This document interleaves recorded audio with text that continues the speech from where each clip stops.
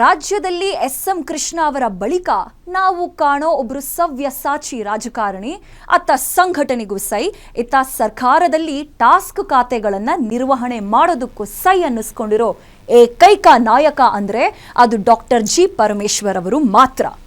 ಗೃಹ ಸಚಿವರಾಗಿರೋ doctor G Parameshwar ಅವರಿಗೆ ಇವತ್ತು 74ನೇ ಹುಟ್ಟುಹಬ್ಬ. ಇಂಥ ಜನ್ಮದಿನದ ಹೊತ್ತಲ್ಲಿ ಅವರ ಬಗ್ಗೆ ನಿಮಗೆ ಗೊತ್ತಿಲ್ಲದ ಒಂದು ಇಂಟ್ರೆಸ್ಟಿಂಗ್ ಸ್ಟೋರಿ ಹೇಳ್ತೀನಿ ಕೇಳಿ. ಪರಮೇಶ್ವರ್ ಅವರು ಬೆಳೆದು ಬಂದ ಹಾದಿ ಸುಲಭವಾಗಿ ಏನೂ ಇರಲಿಲ್ಲ. ಕುಣಿಗಲ್ ತಾಲೂಕಿನ ಕುಗ್ರಾಮದಲ್ಲಿ ಪರಮೇಶ್ವರ್ ಅವರು ಜನಿಸಿರ್ತಾರೆ.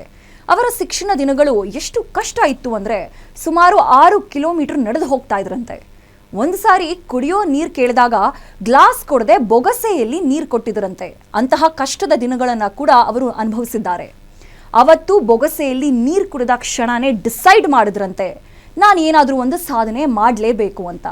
ಇವತ್ತು ಇವರು ಈ ಮಟ್ಟಕ್ಕೆ ಬರೋದಕ್ಕೆ ಕಾರಣ ಅದು ಕೂಡ ಒಂದು ರೀಸನ್.